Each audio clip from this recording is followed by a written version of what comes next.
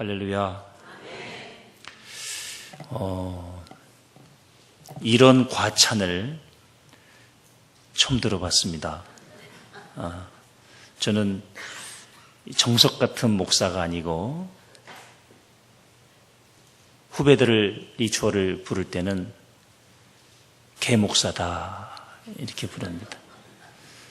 개척을 2번이나 한 목사, 10자를 2자로 줄이면 개목사다.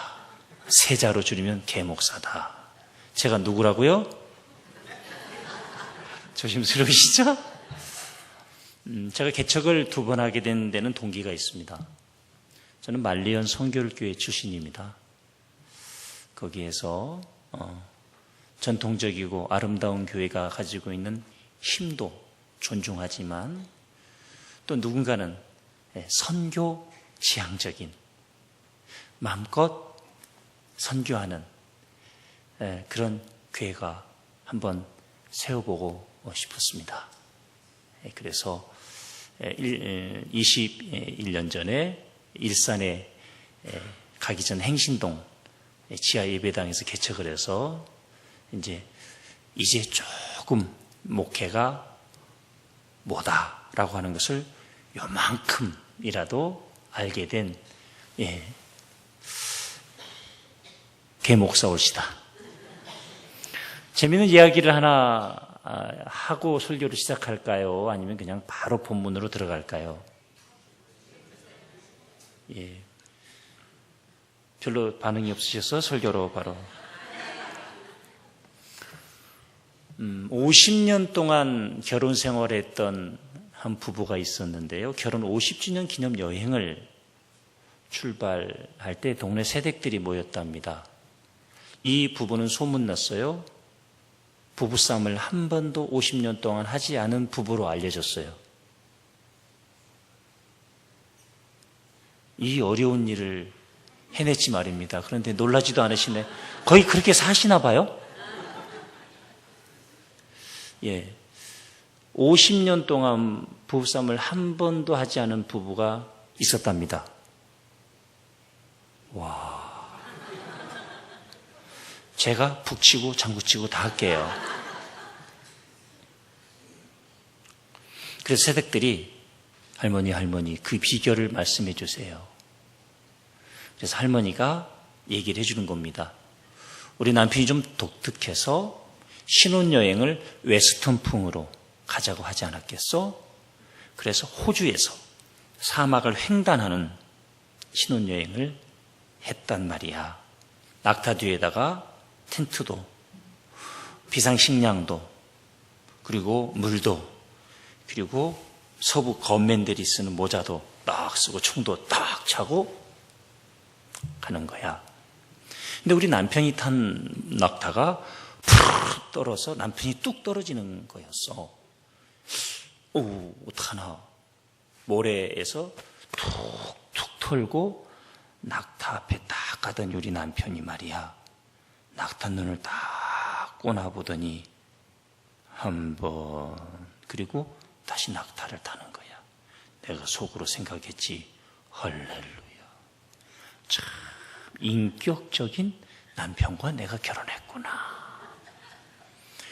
그리고 가는데 다시 남편이 탄 낙타가 또 컨디션이 나빴던지 막 떨어서 남편이 뚝 떨어진 거야. 이번에는 어떻게 하나 보자. 그랬더니 모래를 툭툭 털고 남편이 낙타 앞에 가서 또 정면으로 낙타 눈을 꼬나보더니 2번 그리고 타는 거야. 글쎄. 이 얘기를 지금 누가 누구에게 하고 있는 거죠? 예? 새댁에게? 안성호 목사가 장충당 교회 성도들에게 하고 있는 얘기예요, 지금. 다시 낙타를 딱 탔는데 남편이 탄 낙타가 또 몸을 떨어서 3번째 떨어진 거야. 이번에는 어떡하나 보자 했더니 남편이 역시 모래를 툭툭 털고 우리 남편이 낙타 앞에 딱 가서 한참 팔짱을 끼고 똑 이렇게 꼬나보더니, 저는 그런 단어를 몰라요. 그 할머니가 한 얘기예요. 무슨 강사님이 일산에서 목회한다는데 꼬나보기나 하고 그런 중3 아이들이 쓰는 비속어를 쓰는, 제가 한 얘기가 아니고 있는 그대로 옮긴 거예요.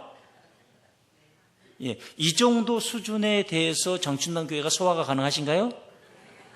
가하시면 이해하시고 아니면 아니요 하시고 됐네요. 그래서 모래를 툭툭 털고 딱 가서 이번에는 팔짱을 딱 끼고 낙타를 딱 꼬나보더니 권총을 꺼내서 뻥 하고 쏴 죽이는 거야. 내가 얼마나 깜짝 놀랐는지. 여보! 낙타가 감기가 걸렸든지 몸살이 났든지 한 번, 두 번 했으면 그래도 3, 3번이라는 게 있지 않냐. 어떻게 말 못하는 낙타에게 그렇게 바로 총을 겨누고 당기느냐. 그때 남편이 아내 눈을 딱 꺼나보더니 한 번 그랬답니다.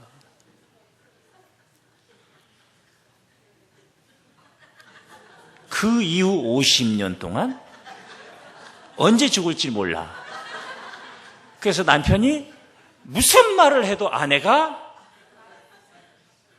어떤 항의도 항변도 바가지도 긁지 않고 50년 동안 단 한 번도 부부싸움도 하지 않고 살았다는 이야기 올시다.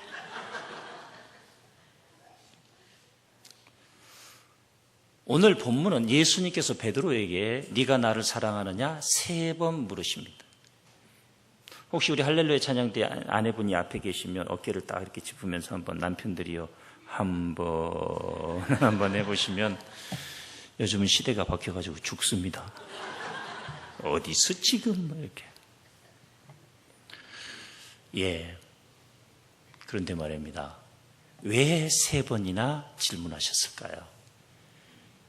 일단 3번 반복은 히브리 문학에 있어서 극강조입니다. 근데 여기서 사랑을 강조하기 위한 건 아니에요. 그럼에도 불구하고 예수님께서 3번 질문을 하셨습니다. 이 질문이 있기 전까지 1시간 전으로 가볼게요. 그게 21장, 우리가 함께 봤던 본문 9절부터 보겠습니다. 여기서 예수님께서 밤새 갈릴리 호수에서 고기를 잡으셨습니다. 제자들이 밤새 수고했으나 한 마리도 못 잡았는데, 밤새 수고했으나 한 마리도 못 잡았던 일이 또 언제 있었습니까? 3년 전입니다. 누가복음 5장으로 가면 예수님과 베드로의 첫 번째 만남. 그 밤 역시 밤새 수고했으나 한 마리도 못 잡았죠. 근데 놀라운 공통점은 3년을 사이에 둔 공통점인데요. 밤새 수고했으나 한 마리도 못 잡았다는 공통점은 어떻게 우리에게 해석이 가능하냐면, 2번 다 밤새 수고했으나 한 마리도 못 잡았을 때 예수님을 만난 겁니다. 고로 우리의 삶이 마이너스가 되고 바닥을 치고 사방에서 끌어다가 막아봐도 방법이 없어 부도가 나야 한다면 아멘 하시기 바랍니다. 안 나시면 더 좋겠지만, 안 나면 더 좋겠지만, 나도 주님을 믿는 사람들은 예수님을 더 깊이 있게 만날 기회라는 거죠. 베드로가 그랬잖아요. 2번 다 깊이 있게 만났죠. 첫 번째 만남은 오늘 요한복음 21장을 배경으로 할 때 3년 전이었고, 이 3년 전에 베드로와 예수님과의 만남은 구원과 부르심, 제자로의 부르심을 받습니다. 그리고 3년 동안 제자 훈련을 받는데, 3년 제자 훈련 예수님께로부터 받아도 소용없습니다. 주님 배신했습니다.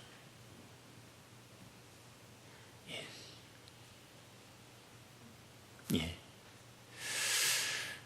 3년 동안 예수님이 제자 훈련을 하셨는데도 베드로가 주님을 배반했습니다.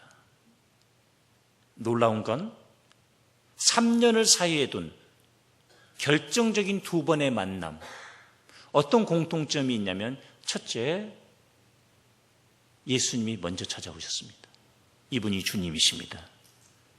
두 번째, 비인배였습니다. 세 번째, 제대로 된 예수님을 만나고 만선의 기쁨을 맛봤습니다. 고로 예수님과의 올바른 만남은 세상사의 문제도 해결이 된다는 얘기입니다.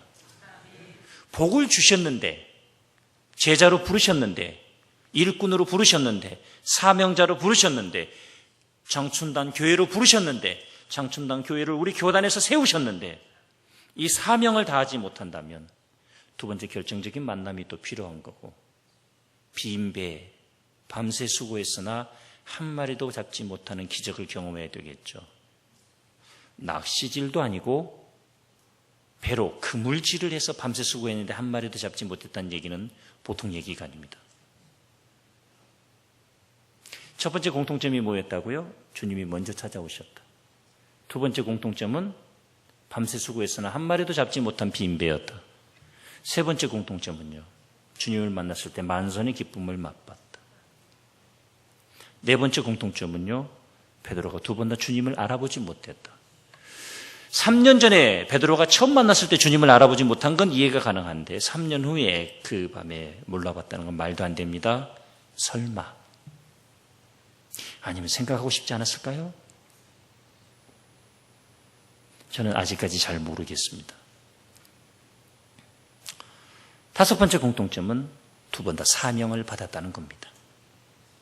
우리의 삶의 빈배와 무너지는 날, 주님과의 결정적인 특별한 데이트 자리로 부르시는 거죠. 돈 있으면 오란 데가 많습니다. 기도하기 어렵습니다.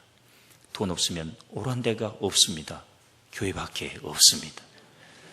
주님과의 특별한 데이트의 자리로 주님이 다시 부르셔서 이 시간을 잘 보내면 다시 한번 귀하게 놀랍게 쓰임을 받는데, 그렇지 못하면 심각한 문제가 발생하지요. 이런 공통점이 있습니다. 그런데 주님께서 말이에요, 배신한 베드로에게 오늘 네가 나를 사랑하느냐, 이것은 주님과의 갈릴리 해변에서의 아침 식사, 비용이 얼마짜리입니까? 워런 버핏과의 점심 식사, 어마무지하지요. 워런 버핏이 귀합니까? 주님이 귀합니까? 주님과의 만남, 예배 정말 사모하십니까? 붕해 아시잖아요. 박순영 목사님께서 아무나 강사로 부르시지 않는다는 것을, 그 말씀을 하고 난 제가 부끄럽지 말입니다.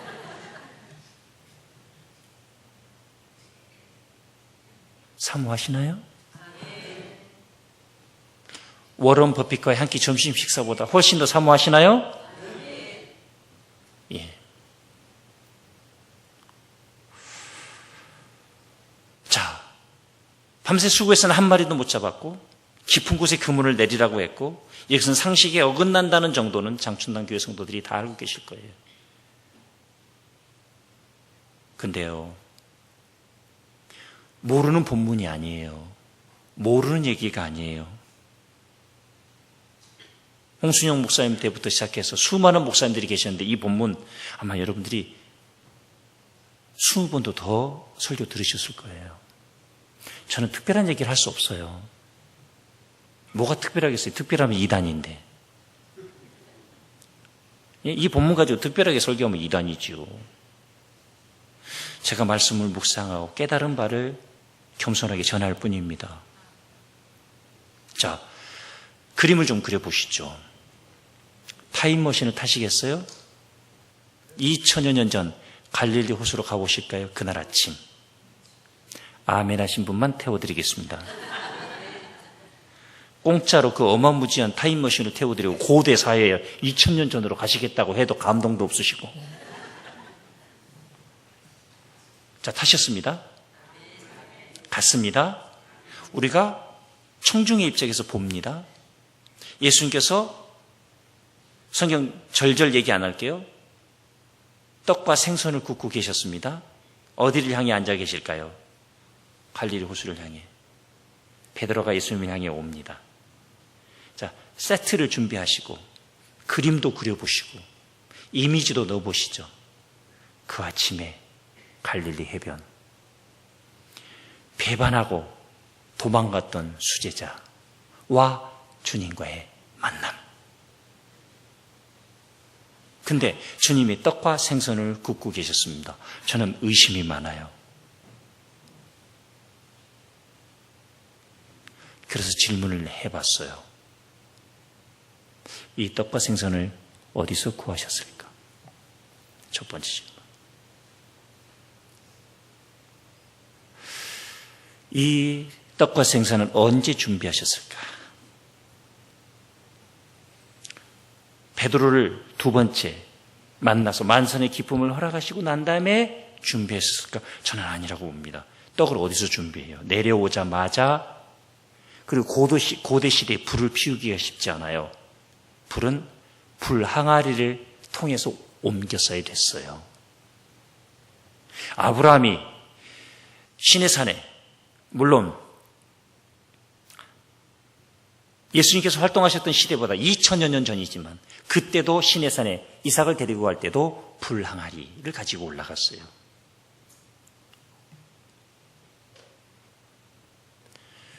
그렇게 들어가 보면 쉽게 생각할 수 있는 아침 식사가 아니에요. 우리 예수님께서 떡과 생선을 불에다 굽고 계셨으니까 불도 준비해 놓으셨고 떡과 생선도 준비하셨습니다.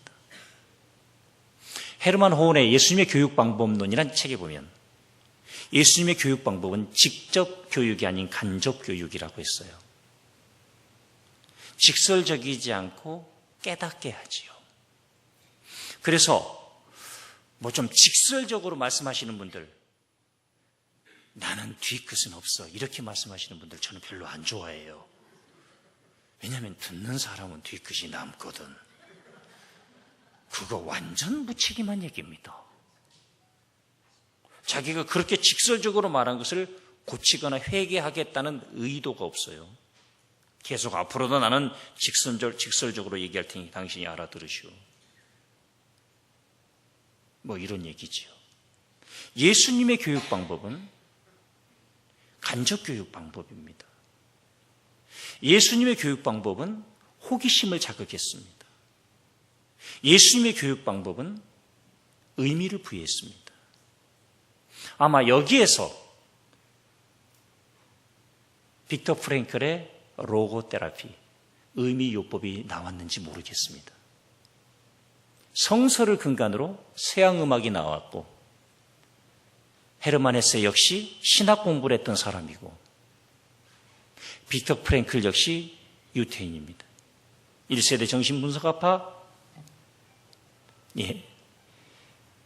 프로이드, 2세대 아들러, 3세대 빅터 프랭클. 요즘 아들러의 이론들이 또다시 주목받고 있죠.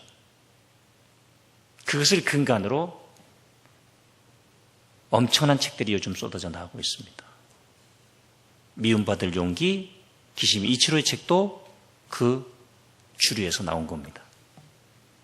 네, 의미요법.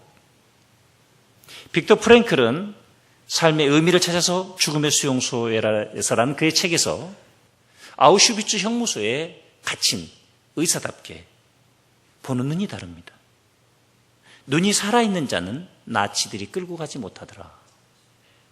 그래서 삶의 의미를 잃어버린 자는 살아있어도 죽은 거고, 삶의 의미를 우리식으로 얘기하자면 사명이 있는 사람은 죽지 않는다. 예수님의 교육 방법. 자, 떡과 생선을 볼 때 이게 떡과 생선이 자주 등장한다면 이 해석이 불가능하지만 예수님의 공생의 3년 기간 동안 떡과 생선은 딱 한 번 등장합니다. 오병이어의 기적입니다. 그건 내일 밤에 다루겠습니다. 지혜로운 강사는 내일 밤에도 꼭 나오라고 직접적으로 말하지 않습니다.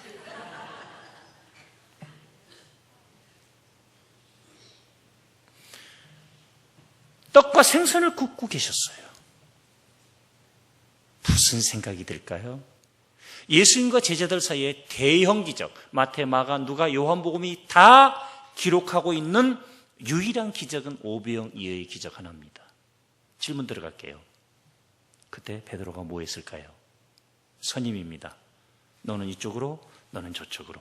왜? 여자와 아이를 뺀 5,000명, 여자와 아이를 합치면 최소 15,000명. 보리떡 2개와 물고기, 보리떡 5개와 물고기 2마리로 15,000명을 먹이고도 12광지리가 남았을 때의 떡과 생선은 무슨 의미일까요? 많이들 먹어. 할렐루야! 많이들 먹어. 단단히 가오잡고 뽕 넣고 어깨 올라오고. 그러나 지금은 축 처진 이날 아침, 떡과 생선은 어떤 의미인가요? 똑같은 떡이고 똑같은 생선입니다. 우리 장춘당 교회 역사상 왜 이런저런 일이 없었겠습니까? 내가 잘 나갈 때, 기적의 중심부에 있을 때, 복 받을 때 떡과 생선은 어떤 의미고, 어렵고 힘들 때 떡과 생선은 어떤 의미인가요?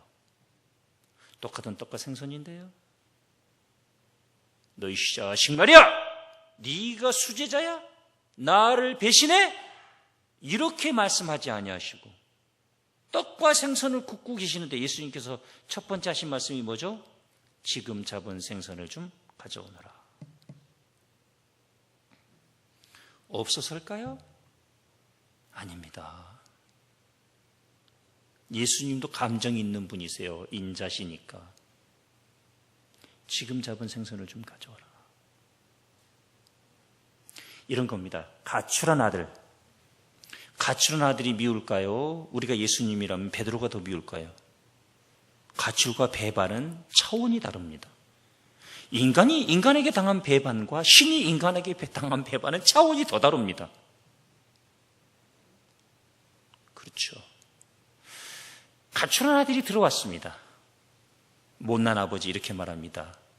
야 임마, 기어들어올 걸 왜 나가? 나가 짜셔. 그 못난 아버지가 그렇게 얘기한다고 했지 제가 그렇게 얘기하는 건 아닙니다. 전 대단히 인격적인 아빠로 우리 아이들에게 알려져 있다는 사실을 여러분이 꼭 기억해 주셨으면 대단히 감사하겠습니다. 예. 야 임마, 기어들어올 걸 왜 나가 임마. 예수님의 교육 방법론, 예수님의 사랑을 배웠다면 이렇게 말하겠죠. 밥 못 나. 먹었어요.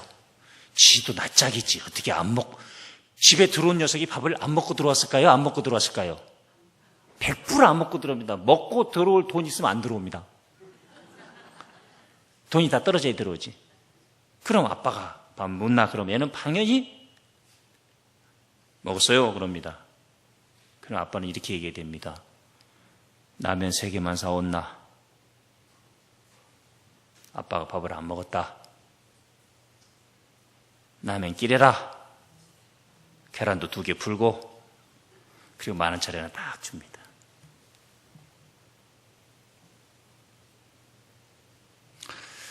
아들이 라면을 사와서 막 끓입니다.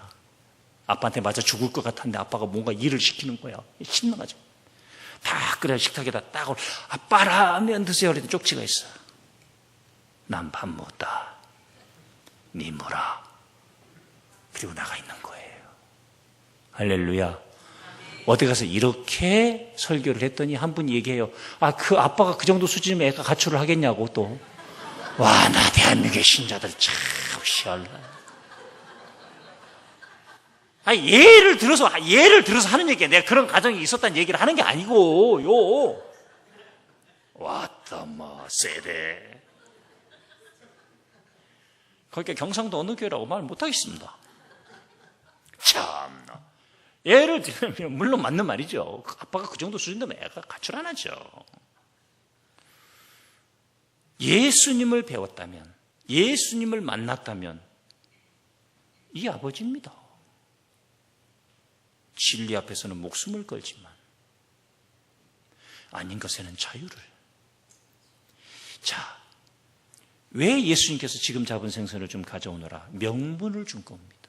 없어서가 아니에요. 질문 들어갑니다. 몇 마리 정도 가져오면 될까요? 알아맞추신 분은 최근에 제가 낸 책을 선물로 드리겠습니다. 최고의 질문도 있고 패스파인더 리더십도 있는데 이거 참 좀 적으세요. 간접 광고를 하고 있는데도 눈치를 못 채시고. 몇 마리요? 한 분만 말씀하시면 드리려고 했는데 2마리도 있고 3마리도 있으니까 다 틀렸습니다. 몇 마리냐면요, 제가 성서를 잘 연구해 봤더니 몇 마리라고 안 나왔어요. 책이 아까워서가 아니에요. 그냥 보편적으로 5-6마리 정도 가져오면 충분합니다. 그러면 질문 또 합니다. 자, 배와 예수님과의 거리가 아무리 멀어도 30m가 되지 않습니다. 제가 갈릴리 해변 가서 다 걸음으로 재봤어요. 30m가 되지 않아요. 가서 5-6마리 가져오는데 몇 분이면 될까요? 길어도 2분이면 됩니다. 근데 안 가져옵니다. 우리가 성서 속으로 들어가 봐야 하고 성서를 연구해야 될 이유가 있는데 저는 가끔 이런 질문을 해봤어요. 밥 먹고 공부한 게 되게 많아요. 의심도 되게 많고요.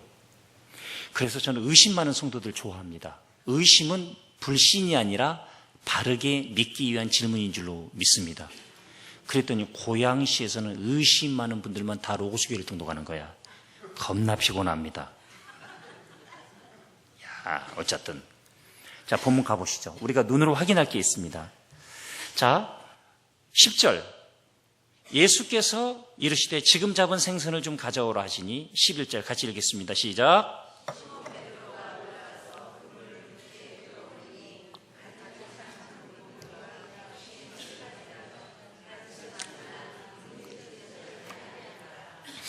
생선을 5-6마리 가져왔어요? 안 가져왔어요?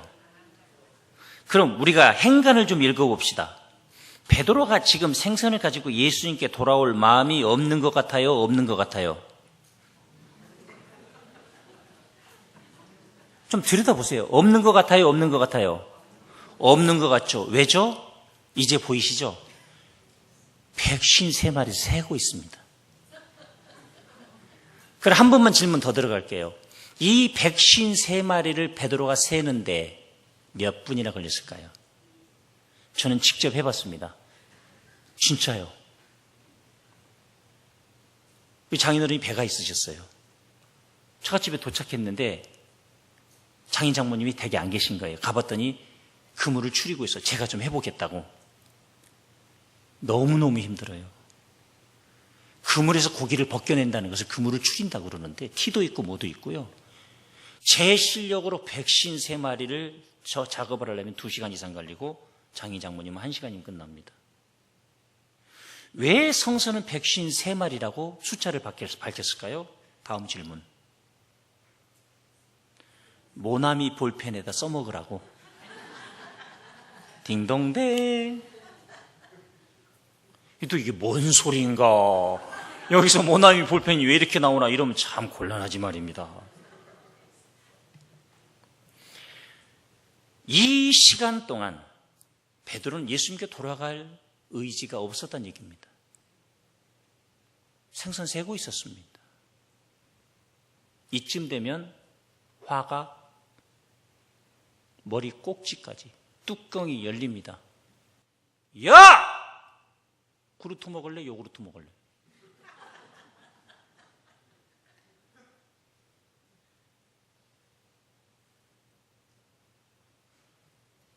예수님의 두 번째 초청. 뭐라고 말씀하십니까? 같이 먹자. 고마해라. 와, 그렇게 힘들게 사노?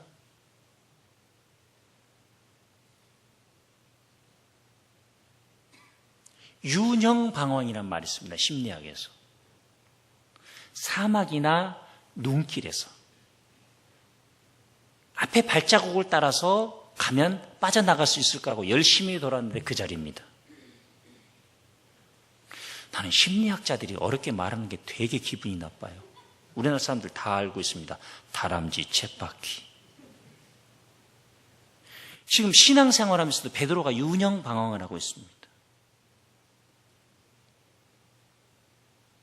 지금 사업을 하신 분들 중에서도, 신앙생활 하신 분들 중에서도 예수님 제대로 만나지 않고 구원만 가까스로 받고 부활하신 예수님 만나지 못하고 맨날 다람쥐 쳇바퀴 돌지 그 자리에서 빙빙 돌고 있는 사람이 있습니다. 오직 있으면 세계적인 석학 달라스 윌라드는 그리스도인에게 두 번째 구원이 필요한데 첫 번째는 죄악으로부터의 구원이요 두 번째는 관점의 구원이라고 말했을까요?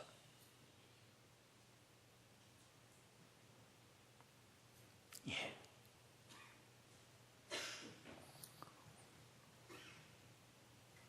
아침 먹자. 무슨 의미인가요? 왜 그렇게 힘들게 사노? 네가 그거 샌다고 무슨 의미가 있노? 내게로 와라. 왜 내 품에 못 안기노?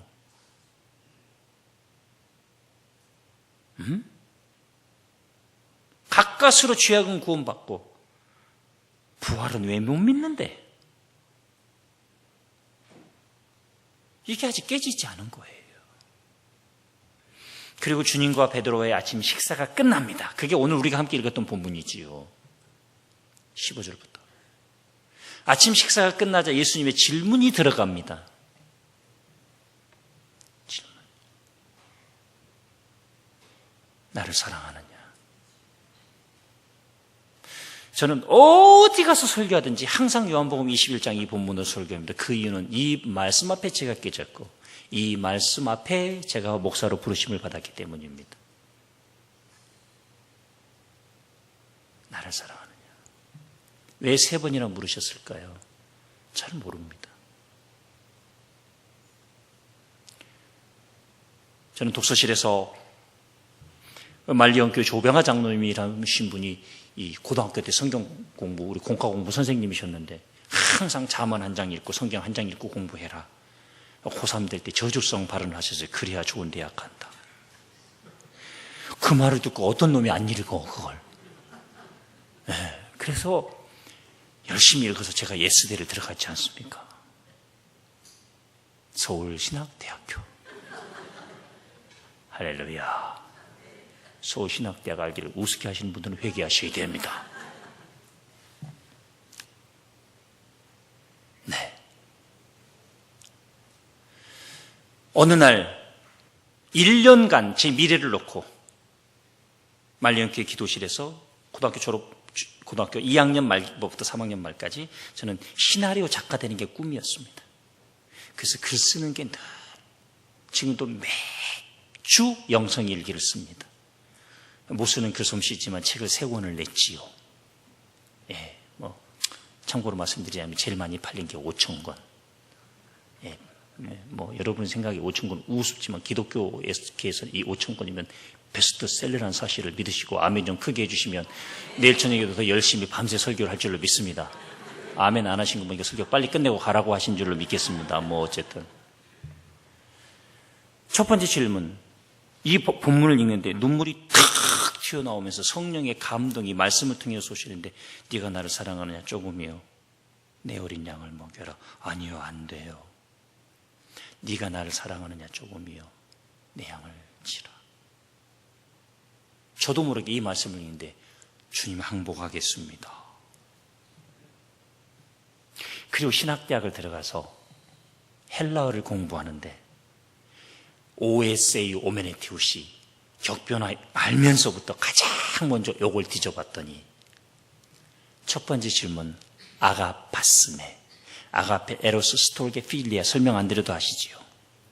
사랑의 4종류가 있는데 예수님이 베드로에게 던진 질문은 아가파스메, 아가페 질문이었습니다. 그러면 네라고 번역을 하려면 아가파오로 대답해야 되는데 필로로 대답합니다. 한 번 더 질문 들어갑니다. 권사님, 결혼하시기 전에 한 청년이 저와 결혼해 주세요. 그랬을 때 친구로 사귀시다. 그러면 예습니까? 노입니까? 잘 모르시겠어요? 노지요.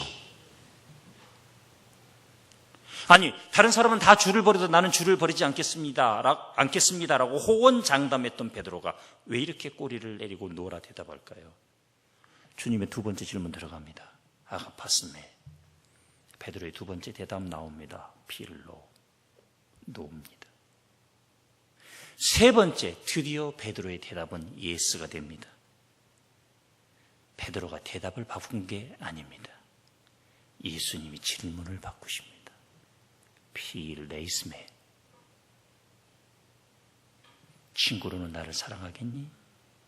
베드로의 세 번째 대답도 필로였습니다. 제가 만난 예수님은 이 자리로 올라오라 라고 말씀하시기 전에 내려오신 분입니다. 하나님과 본체셨으나 동등됨을 취할 것으로 여기지 아니하시고 자기를 비워 죽기까지 복종하신 예수님. 눈높이 사랑, 질문의 수준을 바꾸신 예수님. 세 번째 베드로의 대답이 무엇이라 어떻게 할지 아시고 질문을 바꾸신 예수님. 이 밤에 만나시기를 축복합니다. 이 본문 앞에 무너졌습니다. 그리고 첫 번째 만남에서는 3년 전에 땅끝까지 이르러 증인이 될 뿐만 아니라 전도자로 부르셨는데 이번에는 젊어서는 누군가가 너에게 띠띠우고 원치 아니하는 곳으로 네가 원하는 곳으로 갔으나 늙어서는 젊어서는 네가 원하는 곳만 했으나 원하는 일만 했으나 늙어서는 누군가가 너에게 띠띠우고 원치 아니하는 곳으로 데려가리라. 존경하는 권사님들, 제발 후배 집사들에게 이렇게 말하지 마십시오. 마음 없으면 하지 마. 힘들면 하지 마. 주님의 일은 마음 없어도 해야 됩니다.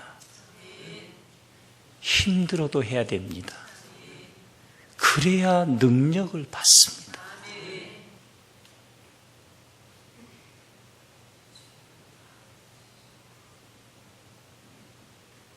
그래야 능력을 받습니다.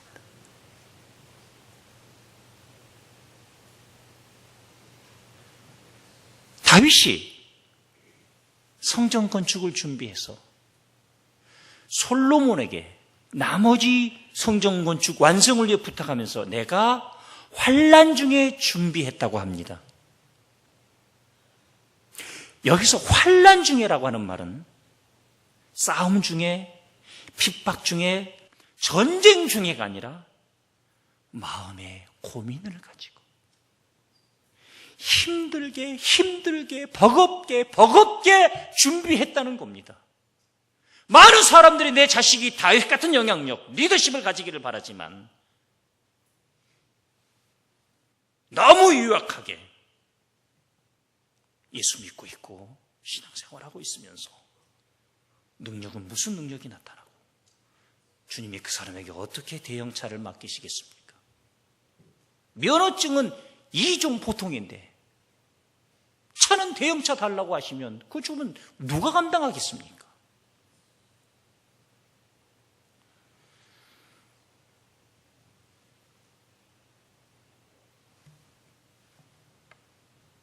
주님 오늘 우리에게 물으십니다.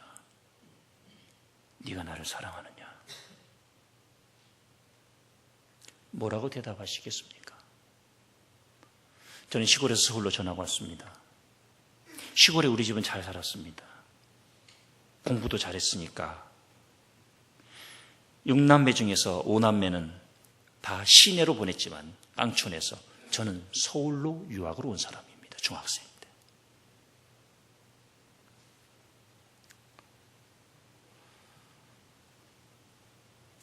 동네에서 우리 집에 TV가 제일 먼저 들어왔고 친구들 고무신 신을 때 저는 운동화 신었고 반바지에 스타킹 신고 우리 동네에서 제 자가용이 제일 먼저 1호 자전거까지 탔던 사람입니다. 물론 이 동네는 부자여가지고 공감이 안 되시겠지만 50여 년 전에 자가용 타시면 손 들어보세요. 자전거라도 쉽잖아요. 서울이면 모르겠어요. 제가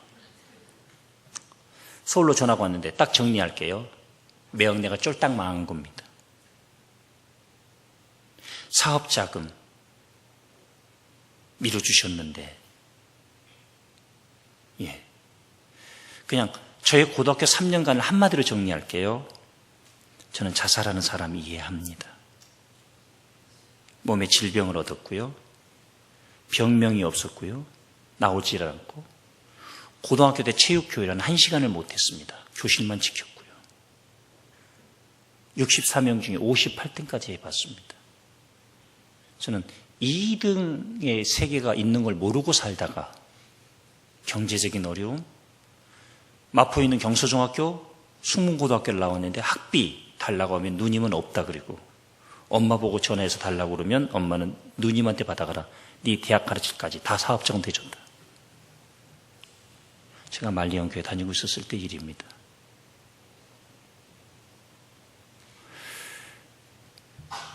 공부방이 없어서 반포찜도 싸봤고 그래서 저는 로고스 교회에서 개척을 해서 20년 동안 돈 걷어서 뭘 하는 걸 제일 싫어합니다. 그냥 가볍게 10,000원씩 걷어 이런 말 제일 싫어합니다. 어떤 사람에게는 10,000원이 가볍지만 어떤 사람에게는 10,000원이 엄청 부담스러울 때가 있어요. 인생에. 우리 장로님들도 당연히 회비를 걷어가지고 제가 어디 선교지를 간다거나 목회 연구를 간다거나 이렇게 주십니다. 저는 지혜로워서 주시는 건 다 받아놓고 얘기합니다. 1:1로 하시라고. 할렐루야. 뭘 돌려보내진 않아요. 성의 무시하면 안 되잖아요. 딱 받아놓고 다음부터는 1:1로 하세요. 우리 장로님들 중에 사업 어렵고 힘들 때 이 회비도 부담되는 분이 있으실 수 있습니다. 라는 부탁을 꼭 드려요.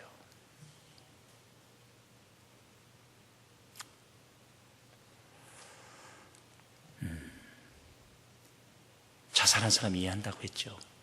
길게 설명 안 드릴게요. 자살하면 천국 못 갑니다. 근데 우울증 때문에 만약 자살을 했다. 저는 우리 예수님이 그 사람의 구원이 확신이 있었다면 과연 그것도 병인데 예수님이 너는 자살했으니까 지옥 가라. 그러실까? 그건 아직 잘 모르겠습니다. 이것만 편집해서 내보내면 저 골치 아픕니다. 우리 교내로 쫓겨납니다.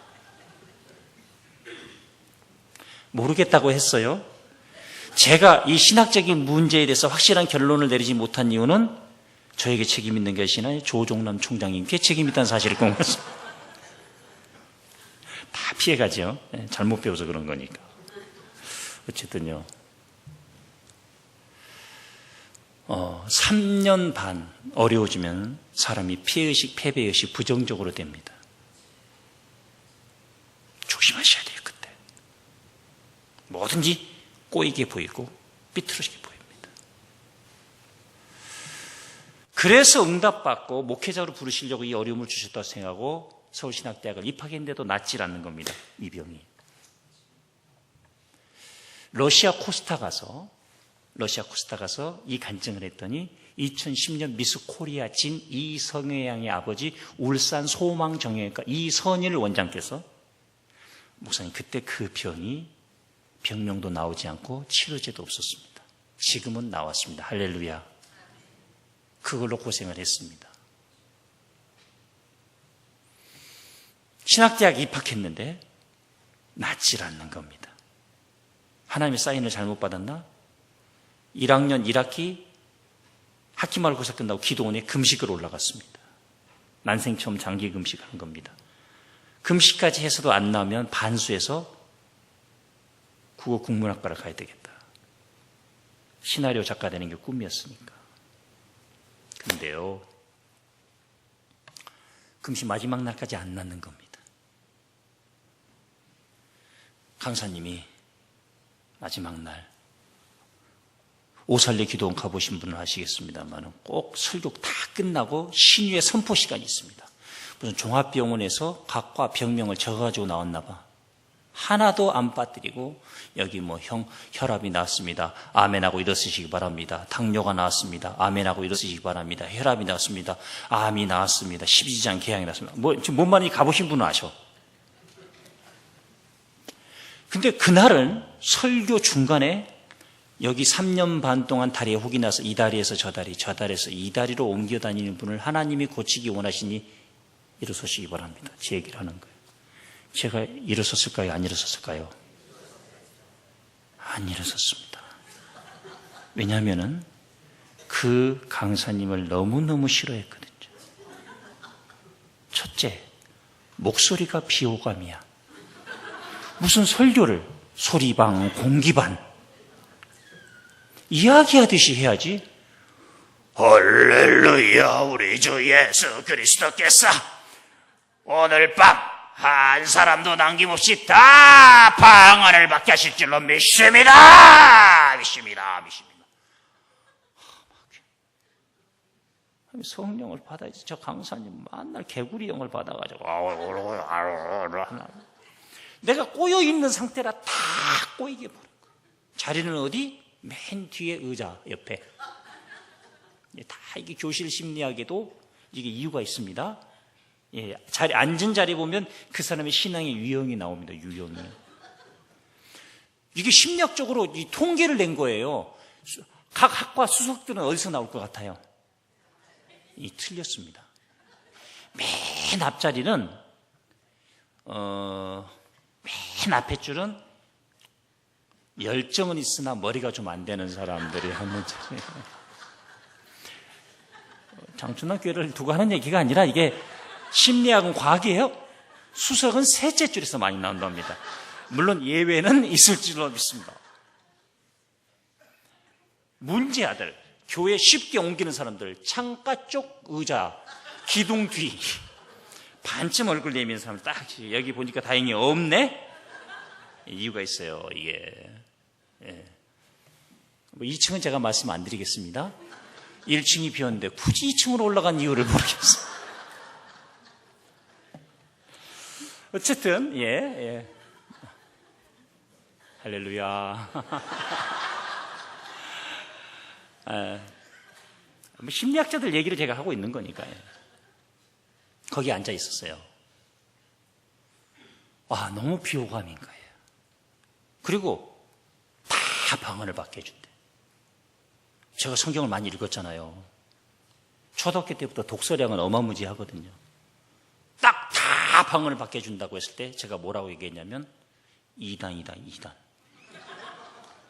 다 방언을 왜냐하면 성경에 나와 있잖아요. 은사장에 다 방언하는 자겠느냐. 성경을 안 읽어보셨나? 그런 거 처음 들어보셨어. 그랬단 말이에요. 이야. 근데 이분이요. 거기다가 목소리도 비호감인데 양복은 아이보리색 양복을 입었어요. 와, 나 미치겠어.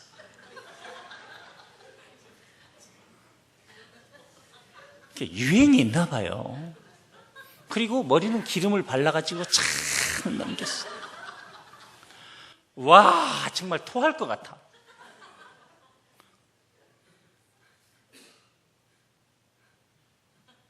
그리고 설교 시간에 욕은 그렇게 잘해.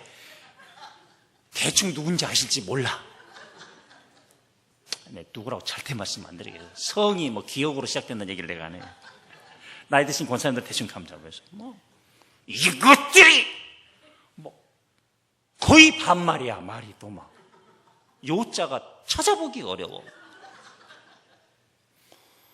그리고 이제 설교 끝난 다음에 막 기도시키고 방언으로 막 북치고 막 난리가 났어. 그러면서 막 방언으로, 믿음으로 방언으로 기도하라고 막 기도를 몇 분 시키다가 아직도 방언 못 받은 사람 손 들어봐. 내가 바짝 들었지. 왜냐면은 다 방언 받게 해준다고 했으니까 안 받는 사람이 있다는 걸 내가 보여줘야 돼. 지금만 되더라도 내가 안 들지. 근데 왜 들었나 몰라. 이게 삐딱선을 타가지고 딱 들었지. 그때 놀라운 건요. 한 300여 명이 다 방언 못 받아서 손을 들었는데 공통점이 다 뒤에 앉아 있어. 야, 신기하대. 그러니까 이분이 또 막 다 방언 받게 해준다고 했으니까 또 막 기도를 시키는 거예요. 그리고 자, 다시 방언 받은 사람 손 들어봐. 그랬더니 그때 놀라운 제가 진리를 깨닫는 게 있어요. 공부 못하는 사람들하고 은혜 못 받는 사람은 공통점이 있어요. 첫 번째 공통점이 뭐냐면 뒤에 앉는다. 두 번째 공통점은 아무리 주려고 해도 안 먹는다. 세 번째 공통점은 의리가 있어서 안 받아도 다 안 받는다. 거의 안 받아. 그 인원수가 거의 비슷해. 야, 고맙대. 근데 이 강사님이 얼마나 독한지 또 방언 기도를 시키는 거야. 아주 작정을 했어. 네가 이기나 내가 이기나 보자. 이 믿음이 없는 것들아! 그죠? 권사님, 그냥 것들은 이게 고급 언어예요. 고급하는 거예요. 쌍, 10원, 20원, 30원. 아이고, 나 진짜. 어떻게 말을 표현을 못하겠어, 지금. 워낙 이 장춘당교회는 우리 교단의 지성과 인격과 실력을 겸비한 또 우리 목사님 매너부터 시작해서 그러니 제가 아주 적당히 하다가 갈 줄로 믿습니다. 그래가지고 이분이 10원, 20원, 30원 이러니까 전 진짜 인격적인 목사님 밑에서 신앙생활을 했고 아버님한테 매 한 대를 안 맞고 큰 사람이거든요.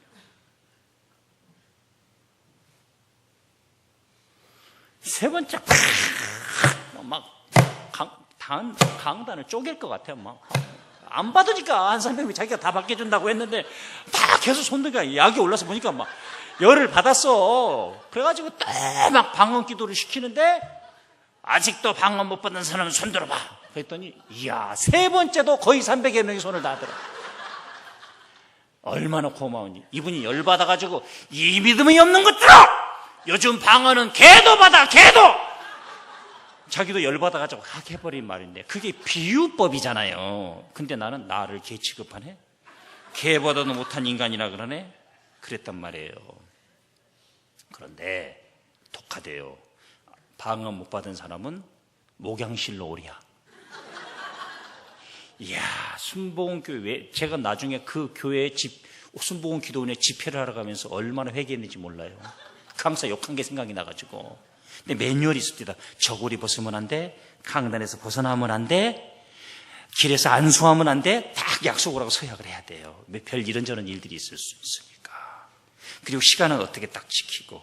그래서 그분도 안 돼서 매뉴얼에 없는 목양실로. 목양실 어디냐면 추자실 기념관에서 딱 내려면 오른쪽 터나면 식당이 있고 바로 왼쪽에 1층짜리 집이 있어요. 지금은 그거 헐고 숙소로 지었더라고요. 거기 거실에 한 30명 정도가 간 거예요. 제가 거기를 갔을까요? 방언을 받으러 갔을까요? 안 받으러 갔을까요? 안 받으러 간 거예요. 안 받는 사람이 있다는 걸 보여주는데 제가 이렇게 독한 놈이에요. 이제 가서 이분이 기도 중보기도 팀들까지 안차를 해가면서 저 배에서 아파 죽겠어. 이게 깡패도 이런 손도 이만큼 크신 분이 하면서 하는데 무슨 이상한 쉬쉬하면 이상한 소리가 나잖아.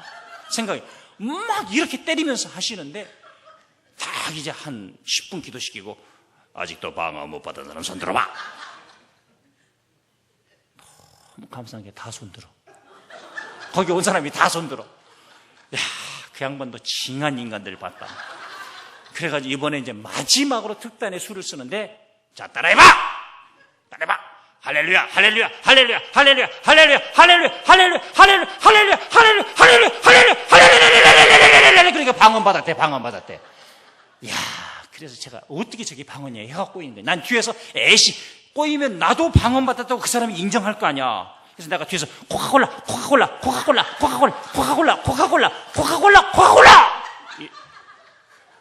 이랬던 사람입니다. 근데 그 강사님의 입을 통해서 내 병을 고치신대.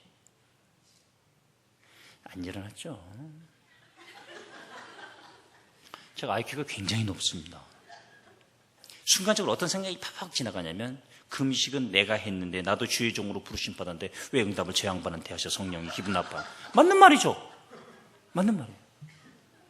두 번째, 낚여주시려면 안 일어나도 낚여주겠지 꼭 일어나야만 낚게 되는 거. 세 번째, 가끔 잠복기가 있어 들어갈 때가 있는데 이게 일주일 정도인데 이게 손 들고 일어났다고 말이야. 나중에 집에 가서 나오면 쪽팔려가지고 나 이거 국제적인 망신을 내가 어떻게 감당해. 세 번째. 네 번째, 내가 막 일어날까 말까 망설였는데 앞에 있는 분이 또 일어났어. 저 아줌마가. 내가 뒤에서 겁나 비컸거든요. 왜냐면은 그분은요, 암병 나은 줄로 믿으라 그러면 일어나라면 일어나. 혈압 일어나. 당뇨 일어나. 치통 일어나. 위염 일어나. 십이지장 궤양 일어나. 관절염 일어나. 디스크 일어나. 내가 뒤에서 종합병원이다, 종합병원. 안 걸린 병이 없네. 내가 그렇게 빗갔거든. 그리고 그 다음 시간에 또, 그때는 강사님들이 3일씩 집회했는데, 그 다음 시간에 또 일어나면 또 일어나. 그러니까 내가 뒤에서 뭐라 그러냐면, 아니, 어제 일어났으면 안 일어나야 될 거 아니야. 어제 일어났는데 믿으면 또 오늘 일어나면 믿어. 다 맞는 말이야, 다 맞는 말. 여러분 기억하셔야 돼요. 다 맞는 말이지만 덕을 세우는 건 아닙니다. 똑똑한 것과 덕 있는 건 달라요. 그 사람 말이 다 맞는 말이지만 우리 교회에서도 다 맞는 말, 똑똑한 말하는 분들에게 제가 꼭 축복해 줍니다. 딸이 사모가 되시기를 축복합니다. 아들이 목사가 되시기를 축복합니다. 할렐루야. 그리고 속으로 그렇게 합니다. 당신 아들이 나보다 더 목회 잘하는 애가 보자. 다 맞는 말이지만 사랑 없는 말입니다. 은혜 없는 말입니다. 근데 그날 또 그 아줌마가 또 먼저 일어났어. 아, 나 지겨워 정말. 3번을 추청하십니다. 이번에 주특기가 3번이야. 사람들이 박수를 칩니다. 저도 모르게 제가 일어나 있고 뜨거운 눈물이 흐르고 그 이후 그 병은 저를 떠났는데 제가 뜨거운 눈물을 흘리면서 저도 모르게 토해내는 죄가 있으니 주님, 이 더러운 놈, 자기 의의가 득실거리는 놈, 앞으로 어떤 죄인도 욕하지 않겠습니다. 어떤 사람도 나보다 더 더러운 사람은 없습니다. 라고 고백을 했습니다. 할렐루야. 그리고 제가 그 이후로도 어떤 목사님들을 욕을 했을까요? 어떻게 이렇게 잘하셔? 근데 놀라운 것은 그 고백을 하니까 하면서 깨달아 성령이 슬퍼하신다. 그리고 반드시 회개 기도를 하고 반드시. 지금은 영향력 있는 목사님들이 무너질 때마다 기도합니다. 제가 꼭 그런 일이 있을 때마다 3일 아침을 금식하며 주님, 아름답게 은퇴할 수 있는 복을 주시고 저 목사님 넘어지셨는데 주님께서 치료하셔서 다시 써주시라고. 그 아픔이 있기에, 그 끔찍한 자기의가 저 안에 살아있기에, 그 더러움이 제 안에 있기에 작가 열렬은 얘기했습니다. 죄인의 악보다 의인의 선이 더 무서운 죄다. 선하다 말할 수 있는 인간은 한 명도 없습니다. 비교일 뿐이죠. 주님의 은혜의 십자가 앞에. 다른 사람은 다 주를 버려도 나는 주를 버리지 않겠습니다. 그렇게 당당했던 베드로가 아가파오가 아닌 필로로 대답하고 있습니다. 구원받으신 성도님들, 부활의 주님 만나시길 축복합니다. 관점의 구원, 죄인을 보는 관점, 사명을 보는 관점,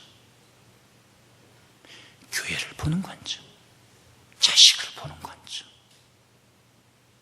물질을 보는 관점, 이게 구원받아야 됩니다. 온통 사랑의 관점으로 어떻게 세울까? 어떻게 살릴까? 할렐루야! 이 놀라운 은혜의 자리에 이 말씀 붙들고 우리에게 질문을 내신 하나님, 예수님 배웁시다. 지금 잡은 생선 좀 가져오너라. 없어서가 아니라 명분을 제공하시고 아침 먹자. 누구와도 아침 먹을 수 있는 우리 교회 안에서 누구와도 식탁의 교제를 함께 할 수 있는 사랑의 그릇이 되면 축복은 따라옵니다. 이 사람 가리고 저 사람 가리고 이거 싫고 저거 싫고 어떻게 하나님이 쓰시겠어요? 오늘 우리에게 질문하신 예수님을 만나셔서 자기 의는 깨지고 관점에 구원받으셔서 사랑의 사도로 은혜의 빚진 자로 일생을 살아가시길 축복합니다.